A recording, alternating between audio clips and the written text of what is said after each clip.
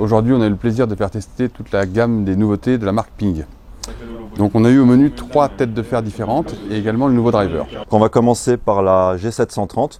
On va être sur une série, on va dire, la plus confortable qu'on ait chez Ping. Une semelle assez large pour des contacts très tolérants. On va être aussi sur un club puissant parce que les lofts ont été un petit peu fermés, mais ça n'empêche pas d'avoir du vol de balle. On a pu noter chez nos testeurs une prise en main très facile pour les 3 niveaux de jeu qui étaient différents. Une trajectoire relativement haute avec beaucoup de vitesse de balle. Donc un club vraiment grand public. Le deuxième fer qui a été testé, c'est le 8530. Donc généralement, auparavant, les gamilles étaient un petit peu plus exigeantes. Là, on a sorti cette série, la I530, qui est très jolie d'ailleurs, ce qui ne gâche rien. Et c'est une série qui va être très facile à jouer. C'est une série qui est très puissante. Alors, on va avoir une face maraging. Donc le maraging est un acier qui est très résistant, qui permet à la balle de sortir très vite. Ce club est une construction qu'on appelle hollow body.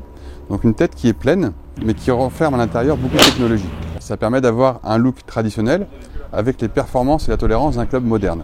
Ce club a remporté vraiment les suffrages de nos 3 joueurs. Il y avait 3 types de swing différents. On a pu noter à chaque fois une hauteur de balle et une vitesse de balle très importante.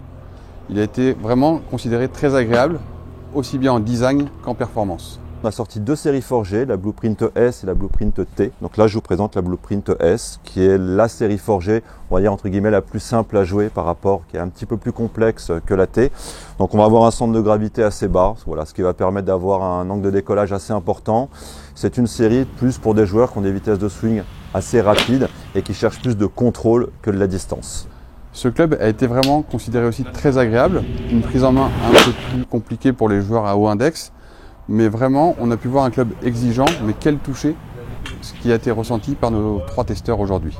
Je vais vous présenter donc le driver qui a été testé aujourd'hui, qui est le 430 10K, le dernier né de chez nous. C'est un driver qui vient compléter notre gamme de drivers. En fait, c'est un combiné du driver Max et du driver LS Tech. On va avoir la même superficie que le Max, on est sur 460 cm3, mais avec une tête qui est un petit peu plus affinée. Et puis on va avoir le carbone du LS Tech.